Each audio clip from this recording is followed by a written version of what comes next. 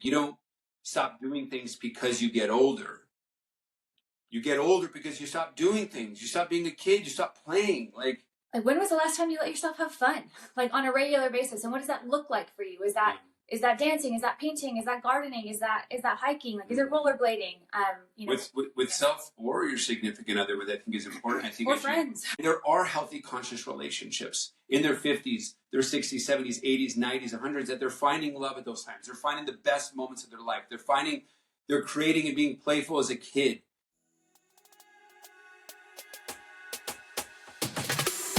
Are you ready to boost your longevity and unlock peak performance? Welcome to the Longevity and Lifestyle Podcast. I'm your host, Claudia van Beuzelaga, Longevity and Peak Performance Coach.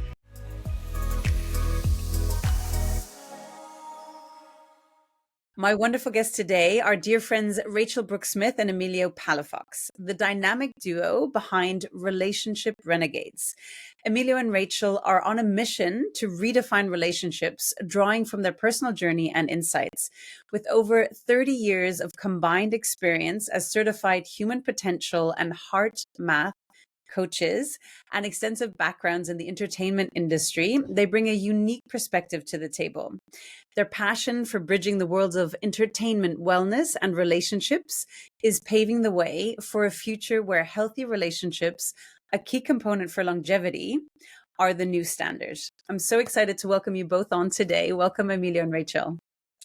Thank you so much for having us. Yes. I'm so excited to have you on. And so for everybody listening and watching, we're going to discuss a few beautiful things that are very important for longevity and also share a bit about our new project that we're working on together, our new company, Athena Health Span. So make sure to stay tuned for that as well. But I'd love to start with your unique perspective, which I really love, about how you see relationships as one of the biggest biohacks and longevity secrets that few are talking about. Can you elaborate a bit on that and share what you think?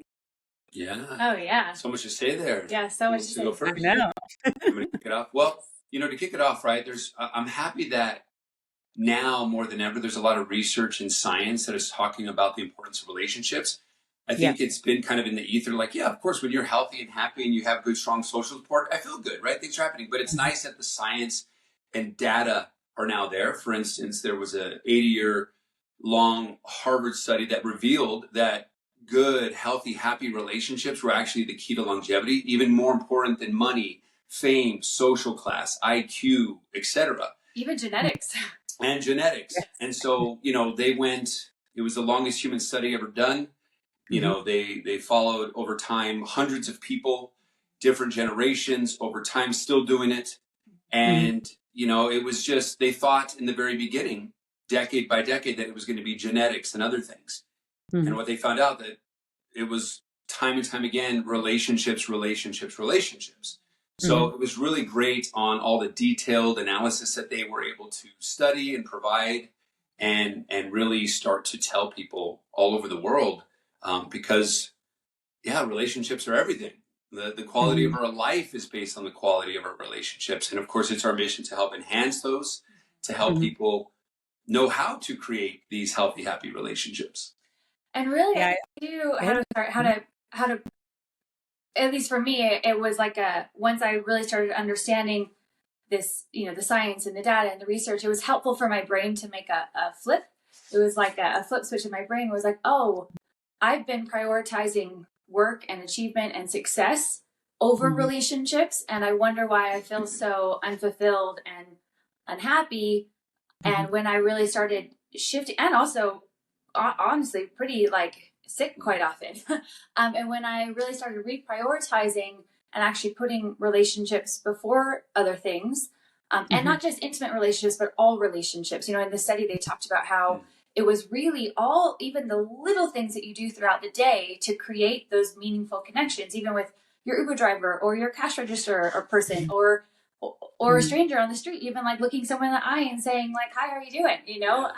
That actually had a physical effect biochemically on both your system as well as theirs, where these warm relationships were one of the best stress regulators that got our bodies out of a state of chronic stress and inflammation and back into a state of peace and ease. And in that state where you feel this harmony in your system, we're actually aging at a way slower state. So that to me was like, okay, I spend so much time I'm in. anti-aging stuff. Like, I'm just going to focus more on connecting with humans in front of me that is free most of the time. So anyways, I thought that was pretty cool. Yeah. No, absolutely love it. And the study started the year my father was born, so it's easy for me to remember 1938. So they even have participants in their 90s that are still going, which I think is really cool as well.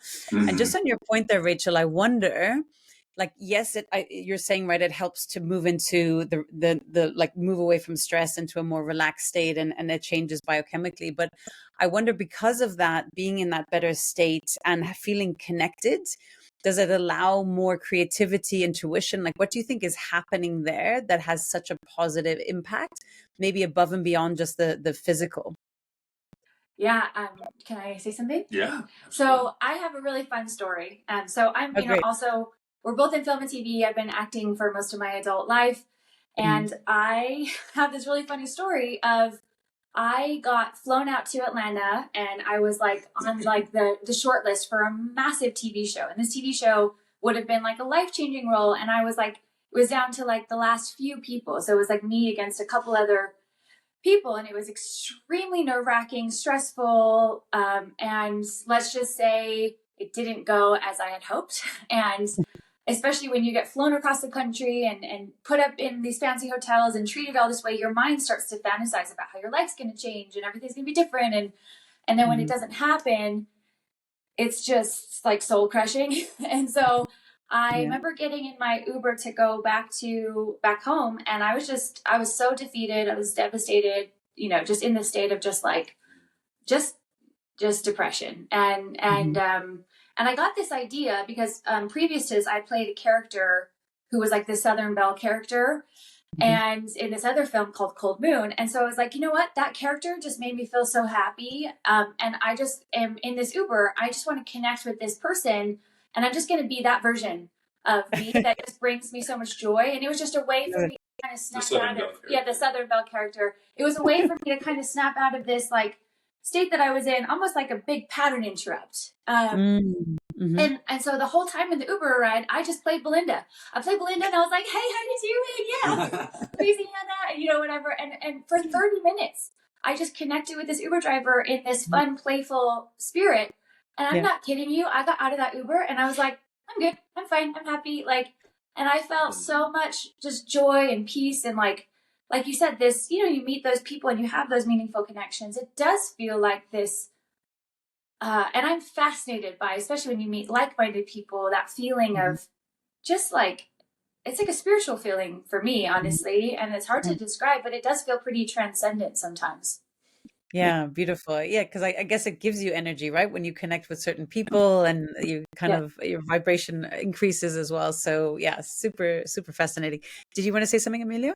I mean, I think it just goes back to like tribe mentality. Like, I think we're not meant to like live lonely lives and like, in our homes crunching numbers, and I have to work on that because I could become a workaholic just in my house crunching away, working away, and it's this challenge of mine that I'm constantly working through.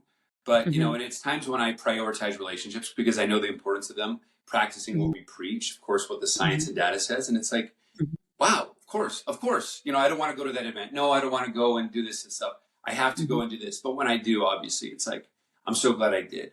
I was able to like, and I end up meeting the person I needed to meet anyways. And I get fueled up by good friends. And it's also like close relationship, these warm relationships. That's another thing that they talked about on the site too, right? It's not just like any types of relationships.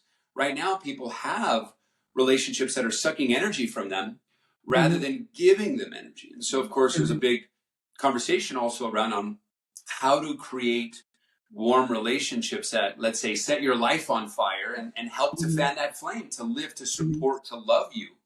And those types of relationships, I think, really do fuel you up. And when you're fueled up, full of love, and they're loving and supporting you and seeing you and being present with you, and making you feel safe, seen, heard, and loved, and all these things that we talk about in Relationship Renegades, then, like you just said, right, your energy, your vibration is so high that you're magnetic to a lot of things, and you feel good. So then you can make more calls and do the things that you want to. So I think sometimes we have it flipped. and I'm the first person to raise my hand on that as well, that these are muscles, and I'm working my best to have big muscles there. I love that. So I guess 2 points. One is a question that arises, and I'm sure people listening will also like, oh, but I'm so busy with work, or I'm so like, how do you make time for relationships? I can't just go for coffees with my friends all the time, or whatever it might be. So how do you guys decide between saying yes to that social component versus focusing on work and getting the things done towards your goals and what you're working on? Yeah, that's a great question. Yeah. I mean, one, I think there's, I'll say a little bit and then you can take it. Well, ping pong. I think there's chapters in life. I've had chapters in life where I literally had to have I had to say no to a lot of things because I had things that were super important to me that I had to focus on. And then I've also had chapters where I felt super depleted in that area, and I've just been like, I have to say yes to, like, it was like a yes challenge. So I think it's really, there is no one size fits all, just like in longevity. It's really about becoming a personal scientist for yourself and what works best for you at different chapters of life. But I do really think about, we've talked before in different, speeches that we give or conferences that we're at about this kind of concept of connection fitness. And just like you go to the gym to build physical muscles, having some sort of regular practice that you put yourself on that works for you and your unique lifestyle, just to kind of check in. I don't know if people listening have seen like the life wheel or like the life pie chart where you can kind of check in with all the different areas of life.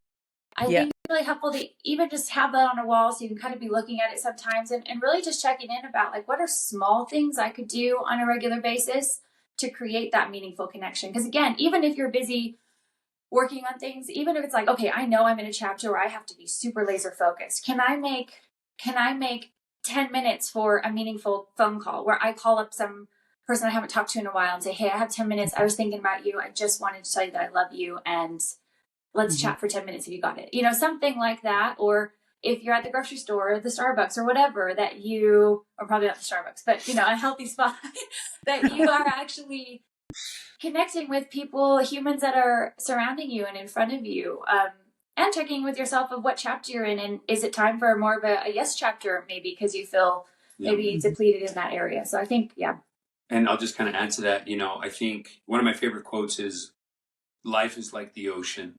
There's always going to be waves. And the good news is that you can learn how to surf. And the reason why I bring that up is because, the waves of entrepreneurship, the waves of financing, the waves of pandemic and family and chaos and all these things, like learning how to, I think people have this mentality of like, when I finish this, then I'll do that. When this then comes in place, then I'll do that. And it's never going to be like that, right? Like, oh, once I finish my 100 to-do list, then I'll be good. That thing keeps adding. Everything keeps adding. And so I think, this learning to like dance with the chaos and just knowing that like, hey, so there's that, right? So then the way that I would then do it with that mindset in mind, right, is, to me, structure creates freedom. So on the calendar for me, and I can only speak for myself, I have to say, okay, look, Mondays for 2 hours, I've been wanting to do stand-up. That's a creative release that I've been needing to have as a creative human. And I'm putting it aside, and it's making me on the back burner feel a little sad. And it's just, it's depleting my energy subconsciously. And that's a whole nother story. So I'm like, I'm going to do that for me. Because when I do that, I'm fueled up. And I know that every time I do, I am. And I could do the rest better. And I could show up better.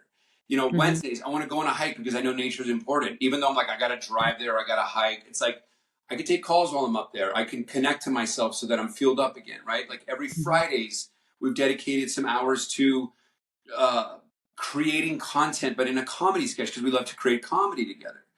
And I think, and then Saturdays is like, there needs to be a play component. And I think, so that structure creates freedom, but then also in the chaos of life, again, another practice, I want to be able to just move with chaos. Like, hey, while I'm on the hike, of course I could text or this and that. And that's not what I want to do, but it's not like, oh my gosh, like I'm over here and I'm not able to put out a fire if need be. It's like, no, like I can be at different places and enjoying myself because I just wish that we can change the conversation, that those things, like Rachel said, if you're going to jump on a phone call, it's not like, oh, I have to jump on a phone call and I don't want to. It's like, that this is going to fuel you and you need fuel. Like we need fuel to do the things we need to. And if we're not taking care of ourselves, then the rest goes to bleep. 100%. I love that analogy as well. And I think I'm a big fan of also scheduling it too. And I've been at times really good of literally having all the different blocks for all the different things. And I think it's important to renew and recheck in on that too, and put in that self-care and that connection time. So I think that that's a really great tool. I know some people are like scheduling, like, oh, that's so like, how can you schedule a connection time or whatever, but you can, right? And you need Yes. to, because life gets in the way otherwise, I guess, right? Yes. 100%. Is there a framework for time for relationships that you'd say is like a good measure that you recommend? Like, is it once a day everyone should, connect with somebody, or like what is that frequency that you guys recommend? So I think this is really important, and this has been pretty game changing for me, because when we're talking about meaningful connection, it very much depends. Because again, just like nutrition and lifestyle, no one size fits all. It's like you really have to be like, what works for me, what feels good, and experiment and try. But I do think when we're talking about meaningful connection, one of the most important connections you'll ever have is the one with yourself. And to make sure and be prioritized, like a lot of times it's hard to schedule with another person or a friend or whatever. But you can always take 5 to 10 minutes. Hopefully you can, otherwise you really don't have a life. Otherwise we definitely need to. Yes, to be able to connect with you. And one of the best tools that I've found that has helped me like exponentially in this way is something called morning pages. Really, they can be anytime pages, but they come from a book called Artist's Way that has been one of the most pivotal books in my life. And the whole book has many different tasks and exercises throughout it that's helping everyone understand that anytime that we're all creators. We're creating our day, we're creating businesses, we're creating meals, we're creating conversations. It's all creativity. But if we don't ever connect with that inner artist or that, AKA your inner child, then we don't have that connection. And that's oftentimes when we feel super depleted or disconnected and things like that. And so with morning pages, it's just literally like a brain dump where you're getting everything out of your head and just onto the paper. They don't make sense. It's complete judgment free. Like my morning pages or anytime pages are wild, but I can't even tell you the connection that I feel with myself from really committing to do those. And from that place of like deep, meaningful connection, a lot of the kind of spinning thoughts that I usually experience just aren't there anymore because I've gotten them out onto the page. And then also I feel very filled up and connected internally with myself. And therefore I have so much more energy and capacity to really be present with other people. And so I think it's super important if there's one person to really make sure that you're connecting with on a daily basis, it's something with yourself, whether that's a breathwork practice, meditation practice, a journaling practice, something like that. I just think that is the one thing that it's like game changer. Can I say one thing on that real quick? Given the connection to self, and even just like you said, is there a suggestion or a time limit? One of the things that we're actually about to come out with next week is this connection challenge. And there's variations of this connection challenge. The one that I like, because Rachel likes a different variation. The variation that I like is this 3-3-3 challenge. And so especially for people that are extremely busy, there's going to be 3 minutes of movement, 3 minutes of breath work, and 3 minutes of eye gazing. So this, of course, is not only with yourself, connection with yourself, but of course your significant other. Of course, we deal with a lot of relationships. So the way that it looks is like, look, we don't have a lot of time, but we have 3 minutes, 3 minutes, and 3 minutes. So we can, in between meetings, we like to do this very first start of the day to kind of really set the tone for the day.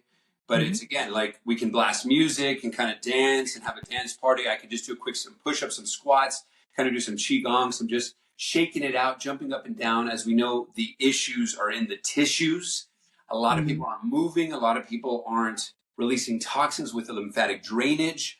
They're not jumping up and down and moving, right? They're just sitting, and sitting is the new smoking. And so there's that movement for 3 minutes. Just get it out, right? Get the energy out.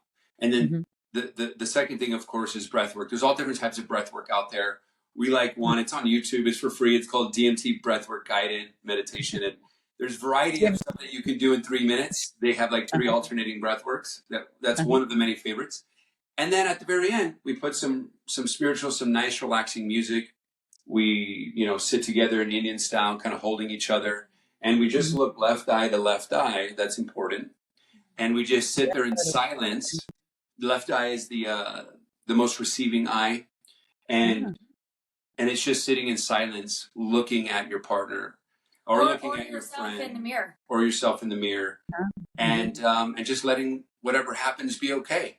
And there's a lot of great information out there on that, and so much to be said on mental health with that. I'm writing a book about it. And anyway, it's just nice to be able to connect with your body, your mind, your heart, each other. And for us, it's just one of our favorite things. And so we're actually going to be doing a challenge next week. But, one of those things, if there's like a prescription someone's needing, that could be something cool to try out. That's really cool. I love that. And even with self, as you were saying as well, right? Because how rare does one sit with oneself? I mean, we're in the distraction overload environment. And just to also chime in into what you were saying, Rachel, as well, like journaling, I found such a powerful practice. I was doing, and I have the morning pages as well, which is beautiful. I was doing the 5-minute journal with it's just very short, like bullet points and all the rest of it too. But when you just say, like, even if you do half a page and it tends to be longer, it really gets everything out of the mind, but you're connecting, you're listening to you, right? You're listening to yourself, and we're all about distraction otherwise, and external stimulus, but we need to be able to sit with ourselves too. So I really, really like that you guys emphasize that number one, start with self, and be really working on you, because then you can give from the overflow, right? Of the cup versus giving from empty. 100%. And so much of that challenge too, I think something that we're really passionate about helping people think about, question how they operate, is this concept of play, play and wonderment and curiosity. And, I just think it's very underrated in our society, this concept of how, when we come into this world, all we want to do is play and create and explore and question things. And then, you see it time and time again as people get older, they just lose that part of themselves, and rightfully so. Like, our world is wild and life gets rough sometimes, and we get beaten down and have lots of crazy experiences that maybe shade us or block us from being able to access that part of us.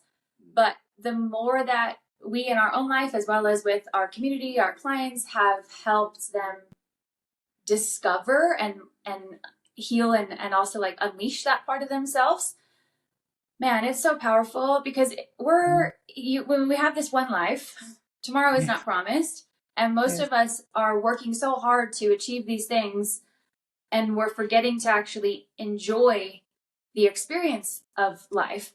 And again, when you really understand, hey, I'm spending all this money on anti-aging supplements and whatnot, but I'm never allowing myself to live in this state of play and fun, where when I do that, especially in connection with other humans, it's like one of the best anti-aging supplements that you could get, but we're so wired to think that it needs to be a pill or a technology or something. And so just inviting people to really, when was the last time you let yourself have fun, on a regular basis? And what does that look like for you? Is that dancing? Is that painting? Is that gardening? Is that hiking? Is it rollerblading? With self or your significant other, what I think is important. I think or friends, and going back to science and the research on this stuff, right? The people that had relationships that they were satisfied in their marriages, let's say at age 50, were the ones that were healthier at age 80, right? And people who are 80 plus, right? The ones that were, happy with the relationships at age 80, the days that they had physical pain, their moods didn't alter, is what they found out, right? And the people that were not happy in their relationships at age 80, they would suffer both the physical pain and the emotional pain.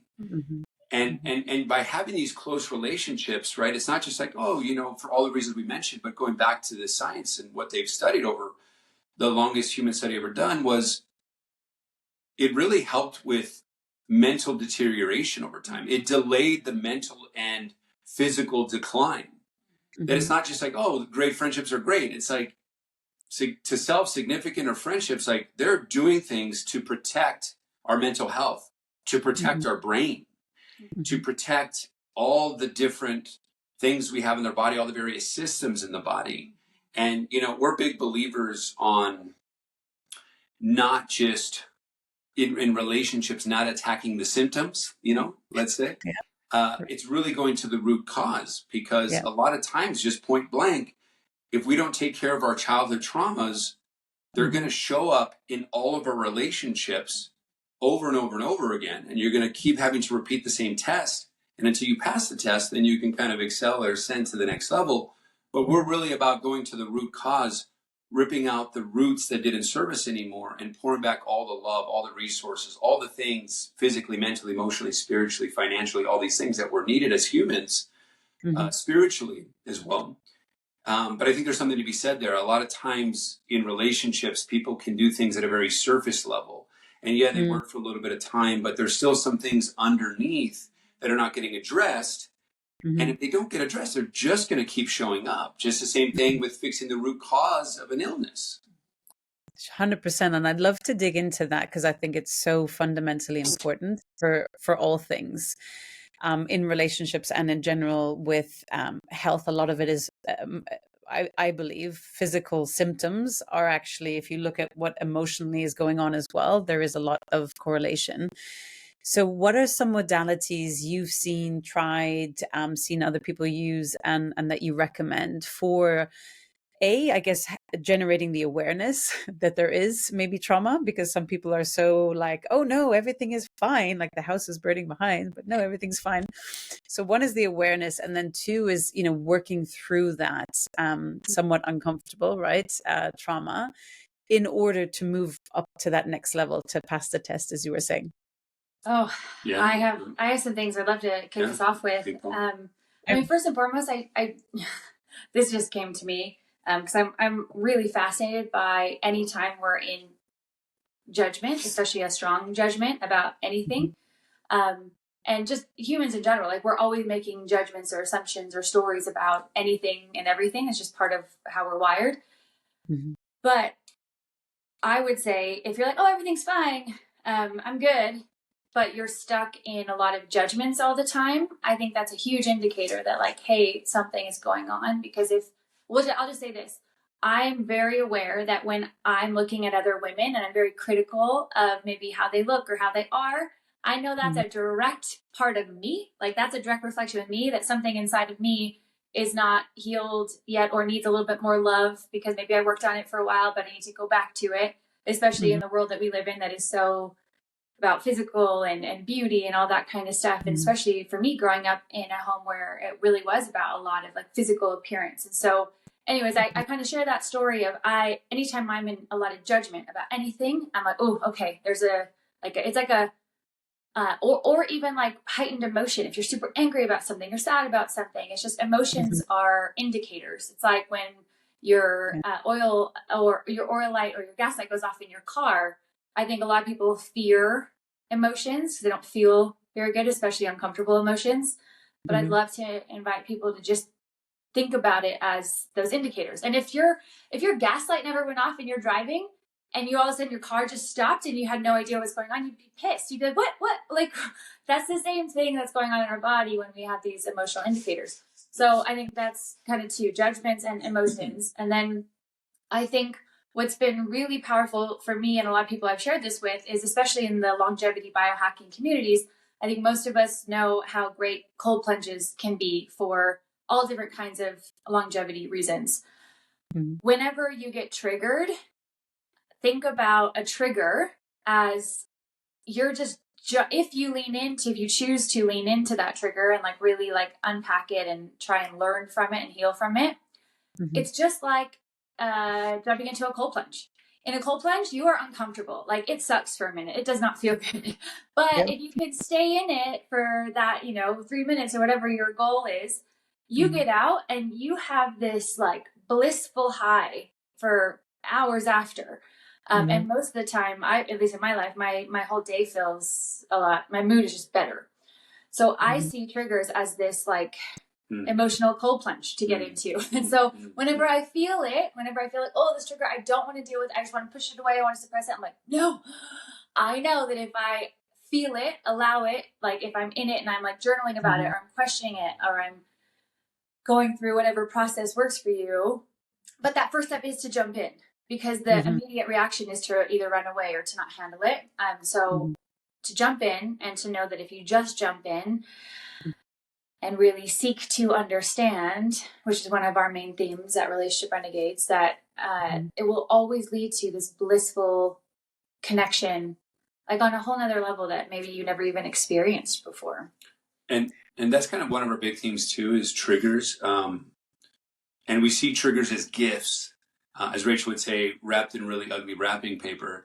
But there are some of the best things because that's the start of it. We're constantly getting triggered on a daily basis, whether it be consciously or subconsciously. And a lot of times it's just subconscious in the background,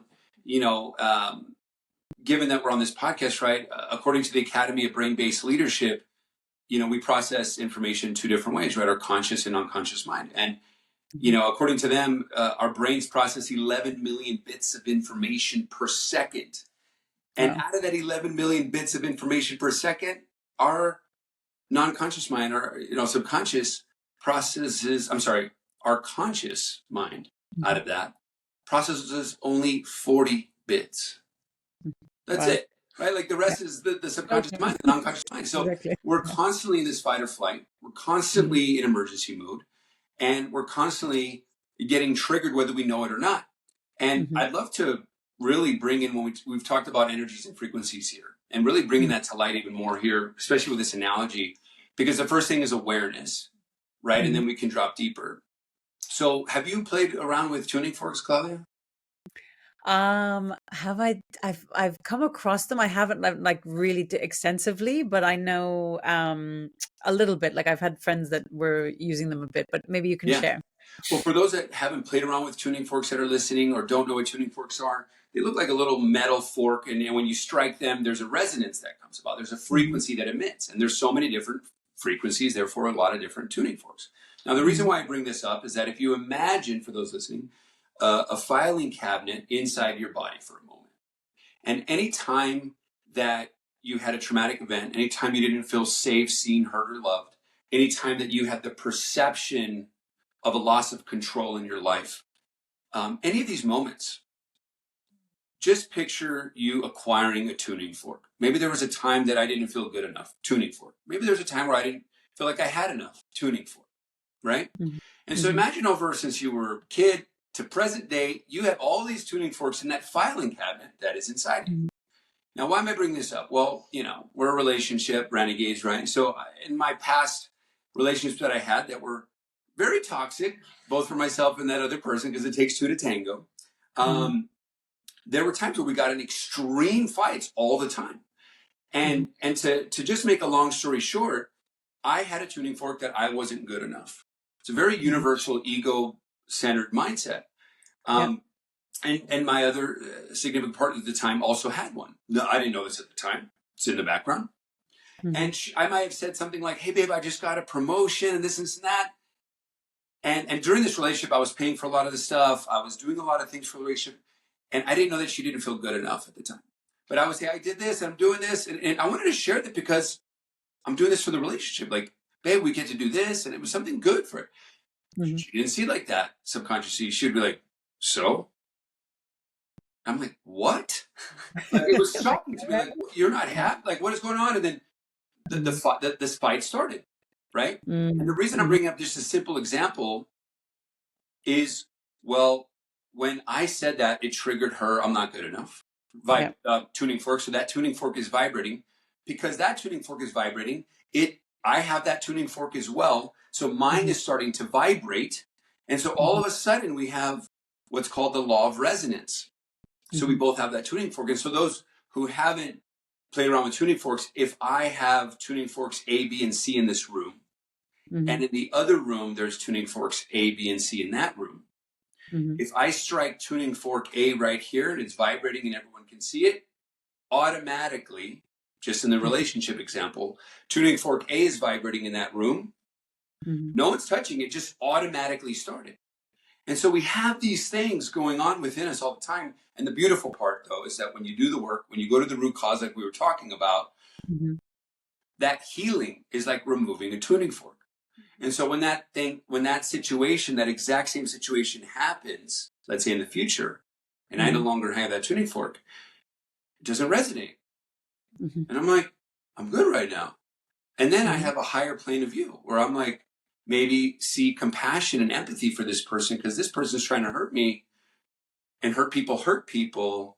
Something may be going on there. Maybe I can send some love. Maybe I can show up in a different way and be the love, hence the shirt. And so anyway, I think awareness is key. And of course, yes, there's a lot of product, services, technologies, mindsets, groups that can really help to remove those roots and those tuning forks. Yeah, beautiful. Well, both of you, what you said there's a lot of gold in that too. And so what I've also seen a bit is, to see an emotion that comes up, something that triggers you as gold, almost to be grateful for it, because it's like, ooh, it's an opportunity for growth. Like that's something that it shouldn't trigger me. And I spoke to a spiritual teacher once who was like, things should essentially be almost like a water off a duck's back. Like they shouldn't bother you. You should just be like, oh, that person's not having a good day or whatever it is as well. But as soon as that triggers you, it's like, oh, I've got work to do. Yeah, totally. Sit with it, get that journal out again and be like, let me work through this. And that emotional full plunge. Jump in. And I love the analogy of the cold plunge as well. Yeah. And just so you know, to have some science behind it as well, there's a dopamine effect that happens from the cold plunge of up to 500% higher than a normal dopamine response over a prolonged period of time. So, I mean, that's that euphoria, right? And for people with like ADHD and things like that have the dopamine triggers, like just keeps you up and gets you up and keeps you up there for so much helpful. longer. So helpful. Yeah, I heard that science is like more stronger levels than even like cocaine, if you were to do cocaine, but instead of going high and then crashing, it would stay high, and it stays high for quite a bit of time. Yeah. For longer though. Yeah, it's really cool. And side note on that, the trigger sketch we have, if anybody wants to be entertained, we have a really funny comedy sketch that we do, as we're always trying to create edutainment to teach these principles in relationships, but do it in a really fun way. And so, in our keynote speech online, and or just on social media, we do these little comedy sketches, and Emilio plays my trigger translator. And so he plays a really fun character called Juan Pablo. It's a very Latin lover. Yes. Let me show you. I love it. We'll have to link it in the show notes. So if you guys share the link, and then remember your training, Rachel. Because I don't. We don't remember our training, quote unquote, in the moment. Because again, when we get triggered, there is a rush of adrenaline that floods through our whole body. And whenever you do feel triggered, just remember also that you are blind, deaf, and dumb. Like you cannot. And so I just remind myself of that when you're, if you start yelling at each other and whatnot, and you're like, why can't we just hear each other? And this is getting silly. Like it doesn't even make any sense what's happening right now. And that part of you knows it. But if you continue to just like feed fire to fire, just know that it's coming from this place of you cannot hear each other. You really can't see the actuality of what's going on. You're only in your story, your reality. And you can't, it's just, blind, deaf, and dumb. And so, figuring out what works for you in any given situation and learning how to communicate your needs and your boundaries in those spaces is so important. For example, I've learned that most of the time I need some space. Like when I feel that rush of adrenaline emotion, I need to go on a walk or like hit a bag or go like dance my face off for a minute just to like get that stuff out. And it usually takes about 20 minutes. And then after about 20 minutes, that rush of adrenaline usually dissipates. And so a lot of times I ask for, if it's getting super heated, I know I'm like, we're not able to navigate it in that space. I say, hey, I communicate that. But the hard thing is a lot of people they'll just run away. And then the other person is like, oh, they don't care. But then they create more stories of like, oh, they don't care about me. Like this is, whatever. Yeah. And then they're leaving again. Yes. And abandonment issues come up and all that stuff. And so I think also physical touch and eye contact is also pretty important for a lot of different reasons. But if you can go up to the person, depending on how, if this is intimate or not, or, kind of things, but being able to in a very take a deep breath and communicate what you might need in that moment And it could look like, hey, I feel super triggered right now. And I realize that I'm not acting from the best version of myself. So like I need to take some space, and then I would love to come back and revisit this, as soon as we both feel ready. Something like that is game changer. And I think also just in the communication, I think what really has helped a lot of our clients over time, and of course ourselves for sure, as we continue to grow through life together and work on things together, because we're students for life. We'll continue to empty the cup and have a beginner's mind so that we can show it better for ourselves and our families. Is this, we know that both of us have, and this is Richard Rohr's literature, but this true self, higher self, and false self, ego self, people within us. And so Rachel knows my true higher self, who I really am. And I, the same with Rachel. But we know that we both have ego, false selves. And so when there is a trigger happening, or there's something that's about to come into an argument, because of the work, you can spot it faster, become aware of it, and communicate. And the way that we communicate is this. I can say something like, babe, my false ego self right now is like really activated right now. Like I want to take it away from me. So I'll even visually and present like something in front of me visually. And I'll say like the story, like I'm creating a story about X, Y, and Z. And because of that story, like my ego wants to stick to that story. And there's these thoughts, feelings, emotions arising from that story. And I get to take it out here to like, not only for me to observe it and talk about it, but for her to talk, because it's not us. I'm like taking it outside of me because it's not us. And I'm like, my ego self is feeling this and it's this and it's creating these stories because that's all it ever is. And she can, and because we're not mind readers. And I think sometimes we can think that we're mind readers. And I'm like, I always, even though I think she knows what's going on, I don't assume that. I'm saying, this is what's going on in me. Isn't that crazy? She's like, yeah, that is kind of crazy. I didn't know that you were thinking that, right? We're able to kind of look at it and play around with this mold over here of a story. And also we have a game that we play.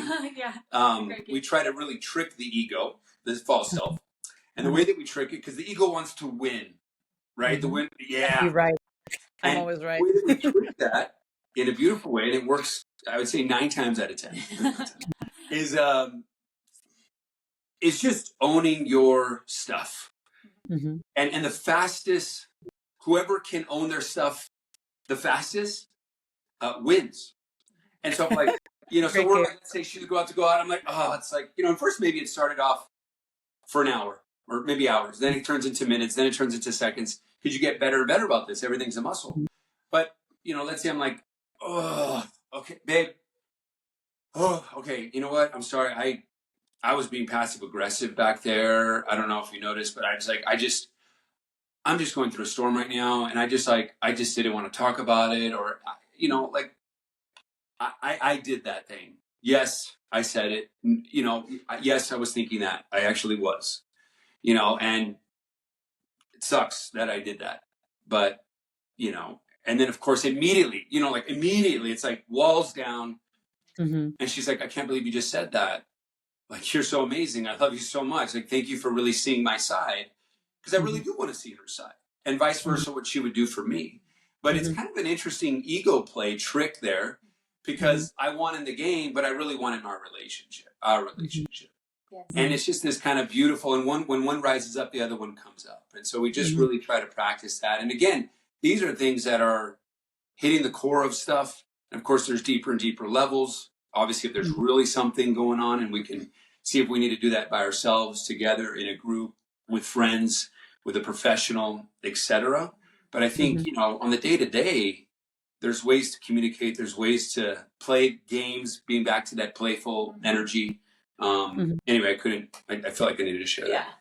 No, beautiful tools. And thank you so much for sharing. And I guess the word vulnerability kind of came in when you kind of own it, right? And it's fun to make it like a game. Like, how can I? Why not, right? I can't tell you how powerful it is. Like, it is wild when you're in a heated conversation with someone, and if you step away, or even in the moment, whatever, when either party owns their stuff, like when he said it, just all of a sudden all this energy just like dissipates and you feel this connection.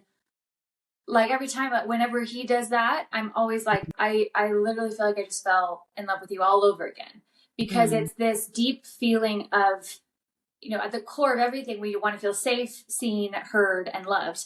And most of the time we're so badly wanting to be understood by other people. Like, why doesn't he just understand me? Why can't they just understand me? But the whole concept, is like, be the love or be the change you want to see. The real thing is that you have to, if you want to be understood, first try to understand. And so when you really try to understand, you own that, all of a sudden the other person just feels like, wow, they really understood me. Okay, I really want to understand them now. And it's just, it's reciprocal. pretty magical. Yeah. It's hard. No. It's hard. But it gets Beautiful. better. Yeah, Like the muscle, like the muscle gets stronger. it does get stronger, and you can cut it quicker. Like you can, and I think that's a big part of relationship renegades, is that we're renegades for a reason. We're rebelling against the societal norm, right? We're rebelling against what people think about relationships. We're rebelling about what people think about what marriage is or kids, right? There's just a story in the collective consciousness that, oh, yeah, marriage equals XYZ. Oh, yeah, you got kids, you can't travel. No. Oh, there's just about everything. And I think, like, why can't we really excel to the next level? Whereas beginning when people said, we're going to fly in the sky all over the world, that's impossible. Well, it's possible. Hey, we're going to, go to the moon. We're going to go to Mars. We're going to have this computer to talk all over the world. That's impossible. What's impossible in relationships right now, in people listening's mindsets? Like, what do you think relationships right now? Are they hard? Are they, you're never going to find the one? Like, what is the story that you have in your minds right now? And how can we shift that? Because there's another portal, there's another dimension that exists. And there are healthy, conscious relationships in their 50s, their 60s, 70s, 80s, 90s, and 100s, that they're finding love at those times. They're finding the best moments of their life. They're creating and being playful as a kid. And, I'll end with, there's this thing that we love, this quote, right? It's like, you don't stop doing things because you get older. You get older because you stop doing things. You stop being a kid. You stop playing. Like, it's, I can't share that enough. So I think it's important. All of that's important. I just wanted to share. This episode is brought to you by Air Oasis. If you want to start breathing in cleaner indoor air, let me share a product with you that I love called I Adapt Air Purifier by Air Oasis. We breathe 2,000 gallons of air in each day, and poor air quality is linked to many chronic health conditions. I Adapt Air's unique combination of medical-grade filters and other technologies reduce airborne and surface-borne contaminants such as mold, pollen, pet dander, viruses, bacteria, smoke, and dust. Check out Air Oasis's I Adapt Air by going to airoasis.com/Claudia today. No, love that, and yes to play. And I'm curious for shifting those mindsets and those stories that we tell ourselves. Like, is there a certain practice that you recommend to people to like write down, like, what is a narrative they currently have, and then how to switch that? And then in general, I wanted to also ask as well, like, do you have a playbook where I don't want to stack questions, but if you we can otherwise go back, but what you mentioned before, Rachel, as well, like when you're in the moment, you need to go for a walk 20 minutes. So like, how do you lay ground rules so that it's not in the heated moment that you have to try to remember what your rule was, but instead communicate it in advance? Like, what do you recommend there? 100%. I think we use something we just call them code words. You can call whatever you want, but I do think it's important to, in any relationship, if you start to know what works for you or doesn't work for you, having those, like, it was like, okay, this is happening, code red. Because if you have the conversation ahead of time and you're like, I'm trying to think of something for me, if I'm communicating like, hey, I really don't do well in this situation, or this happens, this is what I feel like in situation X. Then rather than having to go through the whole conversation again, having those little code words that you can say to each other where you get it instantaneously, especially with busy lives, I think that's super helpful. And so kind of, having those different code words is really special. I definitely think that, we do have an online program that we worked on for a long, long time that we go through a bunch of different modules and tools. And and different tips, tricks, and resources for people, which I think is really, really like kind of like our playbook. That's just on our website, and you can find it. It's called the Higher Love. Yeah, it's called the Higher Love Program, and we've had so many great testimonials on that we're really grateful for. One of the things that I talk about there, that I'm all about practical tips, like someone's driving in their car. At the end of this podcast, they can like walk outside of their car, go to their meeting, they get triggered, they know what to do, creating that greater awareness on how to communicate with friends, business, whoever it may be. And so it's a 3-step quick practical tool. Beautiful. When let's go back to triggers, because if you get triggered in a relationship or whatever it was, Juan Pablo, my trigger translator himself, talks to Rachel, talks about this training she needs to have. And the first one is to smile. First step is to smile. Why are we smiling? Because it's the easiest and quickest thing to do if you're driving or wherever you're at, right? Regardless if it's fake or whatever, it's a pattern interrupt. Whatever story's going on in your mind, whatever trigger is happening, whatever the situation, the quickest pattern interrupt is to smile. And there's a lot of biological and neurological things that happen when you're smiling over time, kind of tricking the body a little bit, but pattern interrupt most importantly. And there's a lot more, but I'll leave it there. So that's the first step. Second step is internally, or if you're by yourself, you can say this out loud, is there's me doing it again. And the more specific, the better, right? Like there's me reacting again. There's me being passive aggressive. There's me not wanting to understand another person. There's me judging this person in front of me, whatever it may be.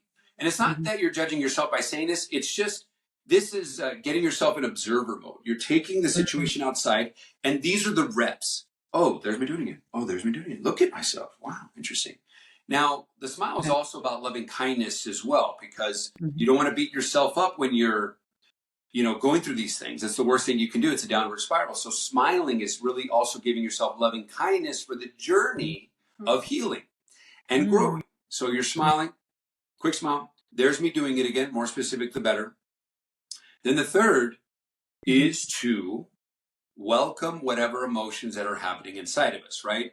As humans, the number one human impediment is that we live in the head, in our heads, with stories in the past, which is depression, in the future, which is anxiety, never in the present moment, right? We know that more than ever now. And so if we create a story, and what humans do is we fuse to that story. No, this is what's happening. I know it. Oh, I know it. That's me, yeah. Oh, I've done this before. This is exactly what's happening. What? Yeah. No. So we fuse to that story. Emotions arise from that story. And the next thing you know, we've created our own suffering. Again, us, we did that. Man in the mirror, woman in the mirror, right? And so by identifying like, man, I am so angry right now. But the key here is that most of us will hide, suppress, deny, distract ourselves from the emotions. We don't want to feel it. The beautiful part is that when you welcome it, as Juan Pablo would say, you go to the door of, let's say, anger. You're like, anger, come on in. Welcome to the party. You want a cup of coffee with some mushrooms and some MCT oil in there? Come on and sit down. I'm glad you're here. Like really being like emotion, anger, let's say, I'm glad you're here. Because it's not good or bad. It's just data. It's just energy. And when you're just sitting with it, like, hey, I'm glad you're here, man. Like I honor and respect you. I love you, man. And you'll know that anger doesn't want to be there anymore because you're like, you want him now in here. It's like, I don't want to be there anymore. And it will dissipate. He will go away. And when you sit there, the storm will pass, like all storms do. And then you're able to breathe and reset and continue. So smile. There's me doing it again, and welcome whatever emotion, because it's just data, it's just energy. And then you can become more and more an optimal being for yourself and others. And I like to add like a bonus step. I really think it's powerful to talk to that emotion and say, like, what are you trying to teach me? Because all emotions, like I said, are just data. They're there to show us something.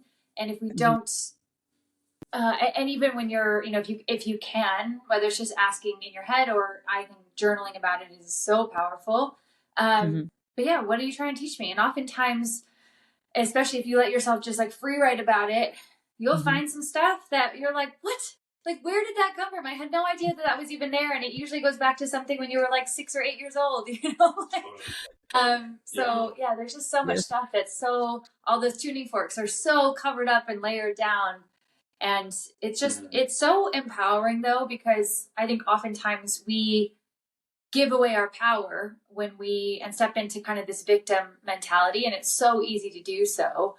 But when you really start playing with some of these tools, you realize how, man, it's so empowering. Like, we each have the power to change the story. And when you talked about, like, how do you cultivate that belief? How do you, if you have these very strong stories about what's possible for you or not possible for you, I'm really big. I actually did a video talking about like the 5 ways to cultivate belief, because whether it's whether your beliefs about relationships or career or dream or whatever, it all comes down to what you believe, who you believe you are, what you believe you're capable of, what you believe you're worthy of, and why. And so I'm always empowering people to question your beliefs about any of those questions. Like, what are your answers to those questions? And if you find that you're like, well, it's never going to happen for me, and I'm not as lucky as them, or I'm not as pretty or talented or whatever, really dig into why you think that. Where did that come from? Oftentimes those beliefs aren't even our own. They're beliefs that got kind of passed down to us from parents, teachers, friends, from their own doubts and fears.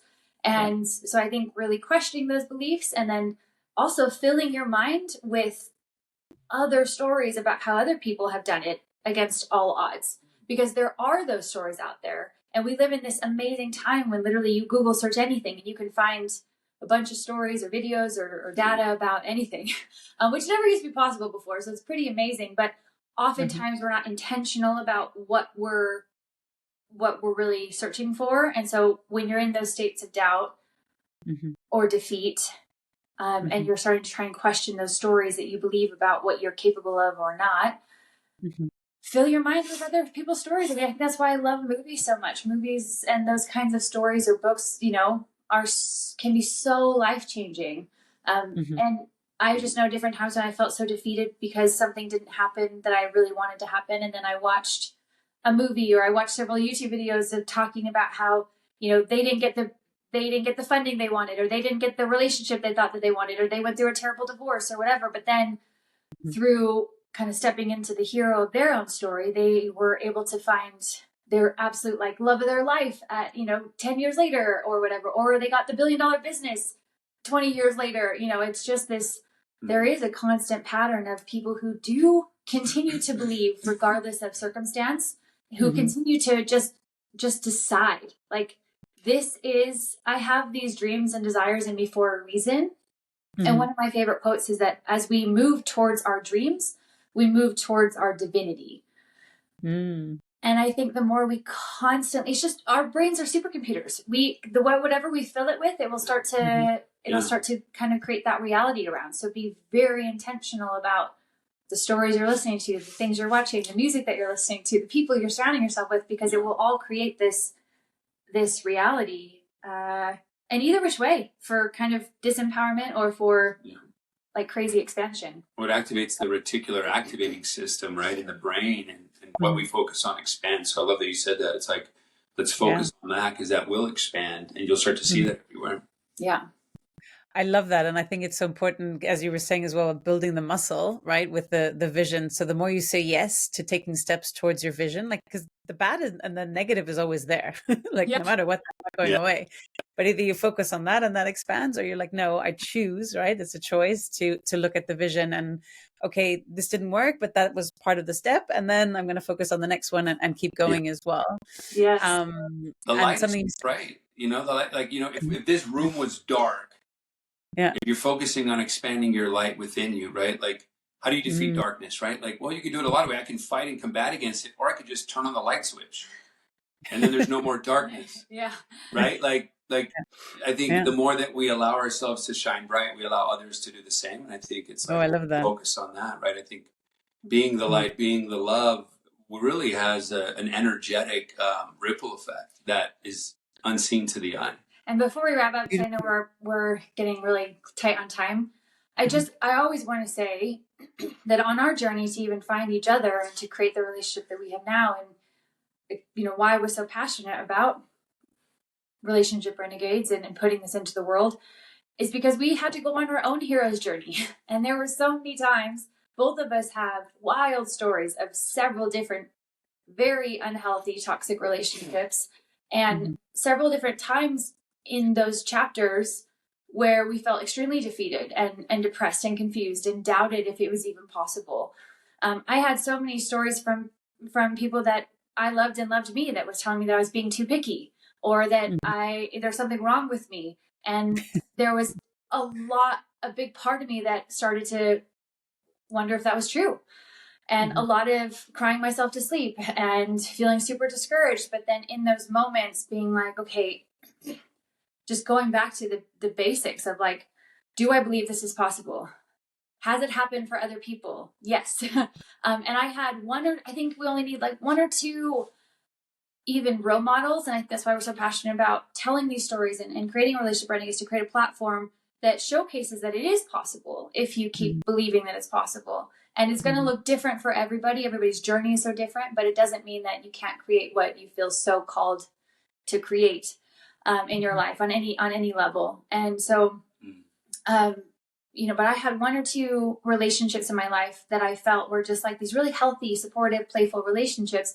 And even though I was experiencing the complete opposite, because I had a lot of healing to do on my healing journey, my hero's journey, that I didn't know at the time that I needed to heal and stuff like that was creating all that toxicity. But I was like, I want that. Like, I can see that it's possible. If they have it, like, if they can do it, I can do it. And I think it's just that I hope that this empowers people, that if you're watching this and you're in a time where you're like, man, well, that's not going to happen for me, and you guys are just lucky and whatever. Man, it was like...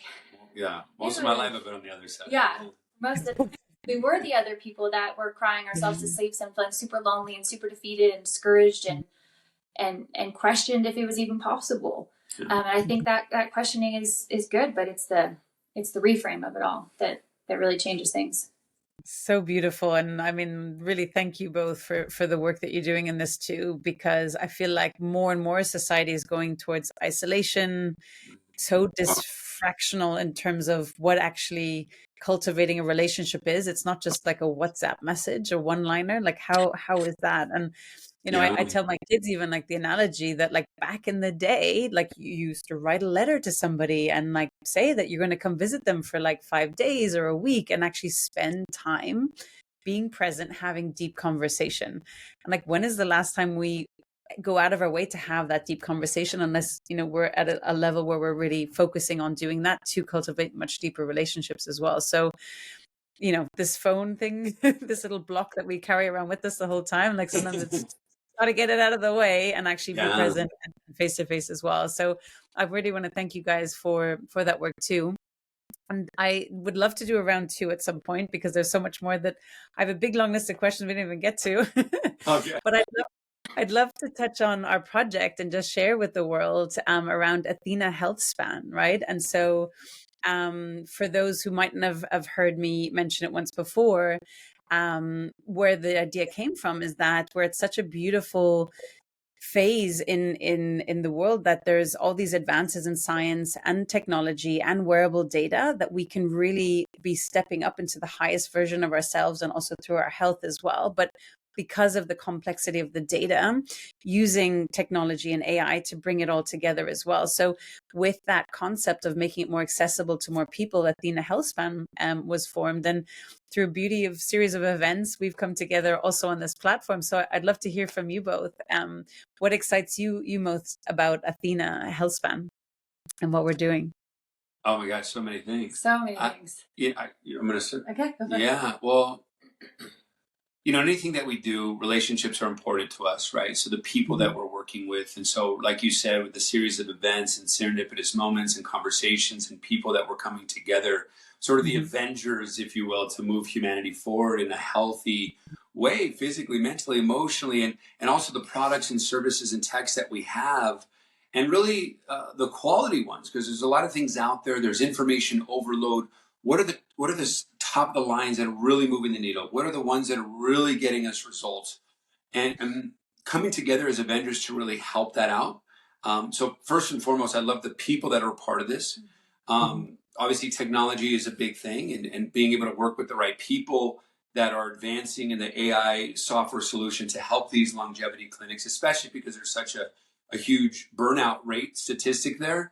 And we want to democratize, health and longevity, being able to have people be a part of this and meet them where they're at. And I think if you can have a technology that is putting everything together on a dashboard where the clinicians and the patients can see in real time, whether it's through their wearables, the tests that they've done, the the different products and services and techs that they're doing with the longevity clinics, just to be able to see and track your health and your health span, I think is so important, and to be working with the right people. So I think anytime that we have technology that can obviously summarize that in an efficient and effective way for both parties to be able to communicate better together and to be able to see the results quicker, to be able to, a lot of these clinicians, right, they're seeing so much data. There's different doctors talking to each other, and no one's in the same sandbox together. And I love that this is kind of like we're all in the same sandbox,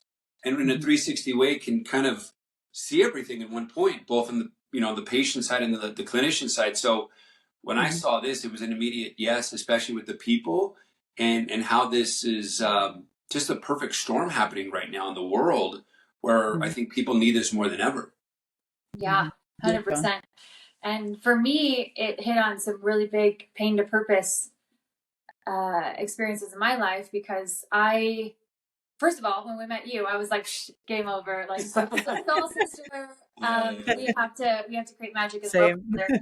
And but secondly, I grew up with a really bad gut health issue that nobody could figure out, and my family's in medicine, and they kind of saw how standard medicine couldn't help me, and I went to so many different specialists and doctors and tests, and spent so much money and time and frustration and couldn't figure it out. And it wasn't till I finally, for the first time, got to work with a functional medicine doctor, and then finally got to figure out some stuff that was going on within my system. But it was the first time when I was like, oh wait, all my stuff everything is so connected to everything.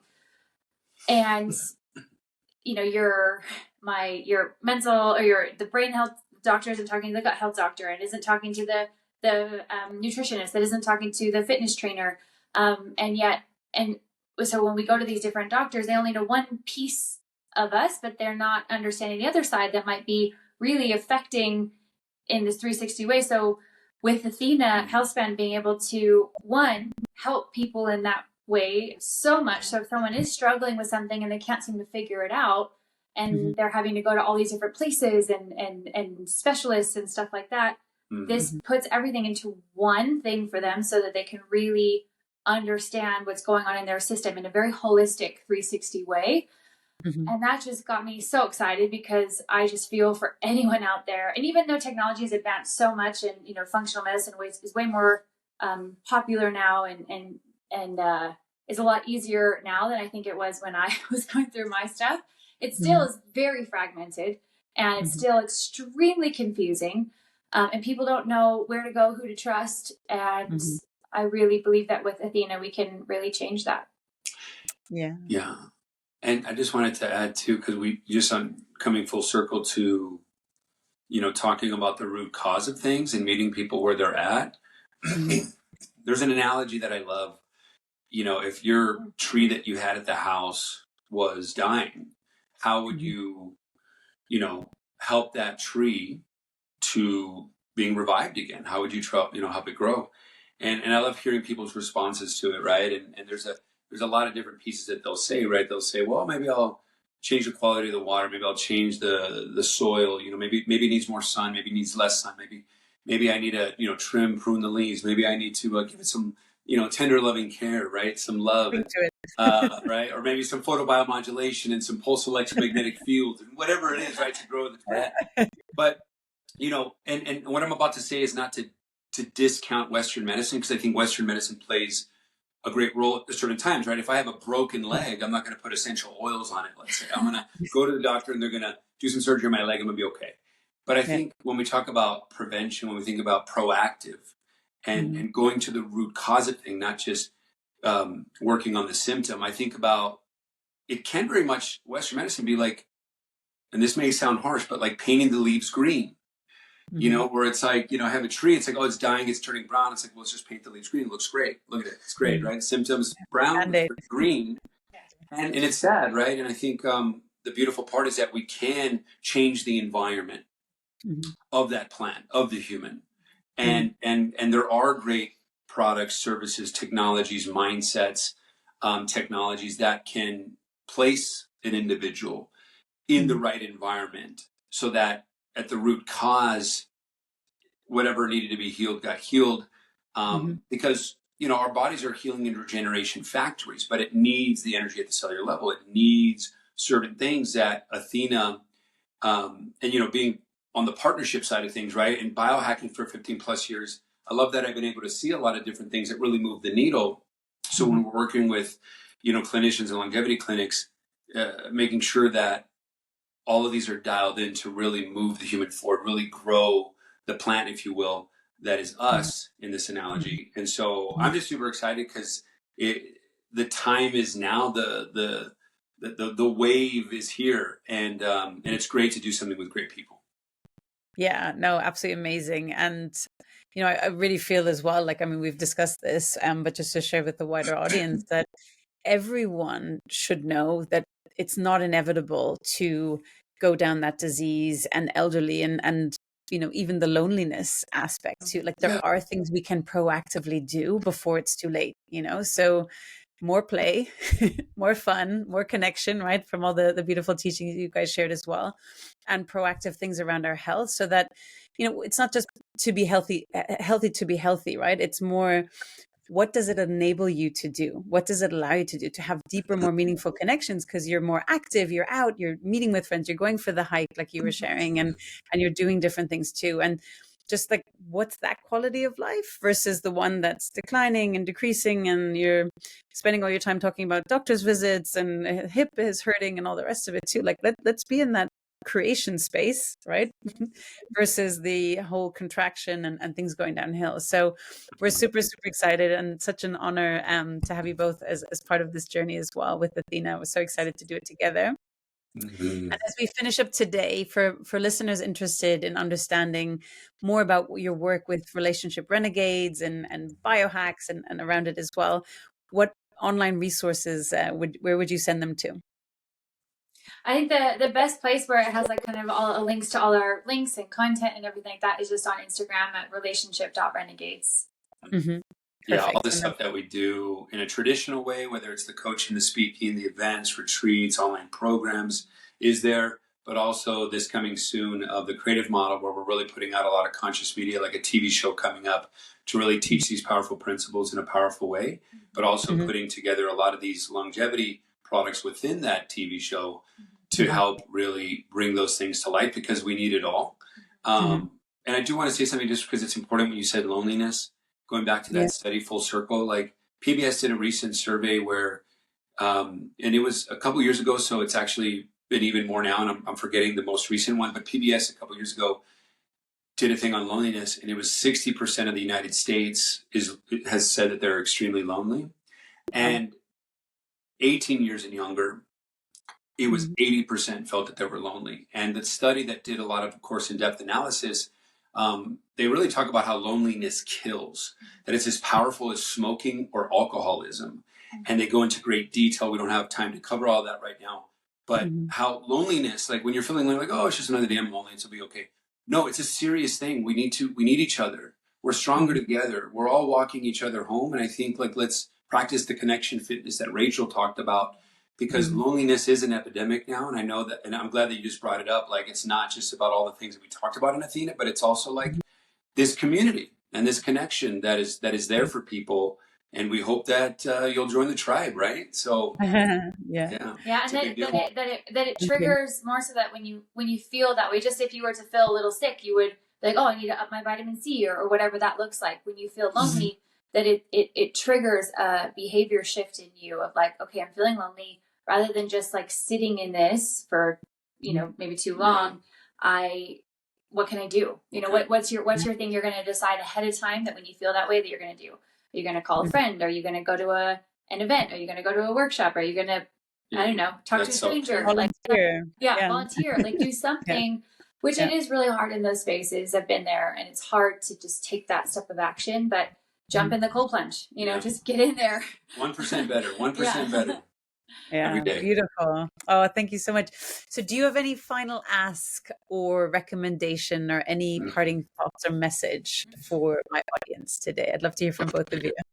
Yeah, I mean, I would love, we rarely do this, but I just feel inspired to share it, that if anybody is like, hey, I really am struggling right now and I need help, that you can just email us at relationshiprenegades@gmail.com, or you can find that email on our Instagram as well. And just email us breakthrough, and we'll send you an application for just like a free, no strings attached, no like BS, just 30-minute session with us where we'll just dive deep and see how we can powerfully serve you. So again, just email us breakthrough, and we'll send you the link to get a 30-minute free session with us. That's most kind and generous. So 100%. And honestly, a lot of people, we've done this on one other podcast, and I think it's a scary thing to ask for help. But I do know that when we're offering it, and we're here to just help and serve, because we've been there, we know what that feels like. And we really just do want to do anything we can to help someone feel more safe, seen, heard, and loved in their life. That's beautiful. And just to make a point to that, as a recovering perfectionist, where I really struggle to ask for help, and I'm trying to learn how to do this more, like it's okay to ask for help. We don't have to be perfect. So yeah, that's a generous offer that you've made. I love that. Yeah. And I think also too, along with that, it's like people want to help. People really want to help. Right. And I think when we say no or don't ask, like it's almost like blocking a blessing, not only for yourself, but for them too. Like it feels good to help people. And I think like it's a beautiful energetic exchange. They're not like a one-sided, like, oh, he's just helping me. It's like, no, it's this beautiful exchange. One final thought that's coming to my mind. I guess I'll just speak to the men out there, because there's a lot of men that are extremely lonely, that kind of live like, I've done men's work and shadow work for about 15 plus years. And there's just a lot of men who don't speak and don't share their feelings. Right. And are not courageous enough yet to take the hero's journey to find out what hasn't been healed yet. So in addition to asking for help, I would say, I think, try to find, like a local men's group or something that, there's so many different types out there that will hold space for you to shed all the things that no longer serve you. If you're in Utah, I have a men's podcast, a men's group that we're helping a lot of men move forward with that. But I think with men, they're going through a lot of things. And if you all are not complete, it's hard to show up in relationships. And I think it is a give and receive. Sometimes by helping someone, you can help yourself, but also there's a flip where you need to help yourself first. And I think in relationships for men, I think sometimes the best thing to do as a final thought is just to, like, your partner, your wife is this beautiful, divine, feminine energy, just like the ocean. It can be very chaotic at times, but in a beautiful way. And if we see and have the perception to see it, that it is a beautiful ocean, wild and free. And no matter what's happening on a day-to-day basis with your wife, as men, I think the biggest thing that we can do is just to be there as a rock and to breathe and weather the storm, if you will, in a funny analogy, right? Because if Rachel is going through a lot and she's crying and screaming or doing all this kind of stuff, rather than trying to fix it and say, hey, what's wrong? I need to fix something. There's nothing to fix other than just to hold space and give her a hug and hold her and just nothing. Don't say anything. Just breathe. Maybe say, I love you. But it's just being there. And I think, men's groups and things that I mentioned help to just be a rock and to hold space, because there's obviously feelings and emotions that will arise within you when there's a crazy storm happening in the ocean. But I think the biggest thing that men can do for their partners and significant others is just to be there as a rock, to breathe with them. You can say it's going to be all right. I love you, but do nothing else. Don't say anything, just to like be there in love and to be the love for your partner. I think that's going to go a long way for yourself and your significant other. Beautiful. Beautifully said as well. You guys are rock stars. Thank you so much for taking the time to coming on today. And thank you everyone for listening as well. Thank you so much. This has been so beautiful and so insightful. Awesome. Appreciate Thank you so much for having us. it. Thank you so much.